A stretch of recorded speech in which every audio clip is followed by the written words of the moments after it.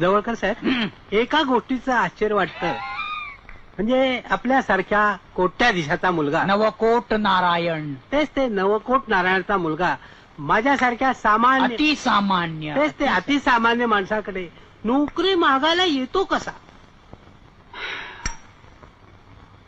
तेच तर दुर्दैव आहे आमचं. कसल्या तरी क्षुल्लक कारणावरून चिडतो काय आणि अचानक घरातून बेपत्ता होतो काय.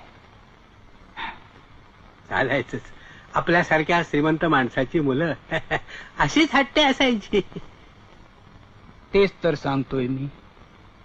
लहानपणी त्यांनी एक हत्तीचं चित्र पाहिलं हं, आणि मला म्हणतो कसा, हं.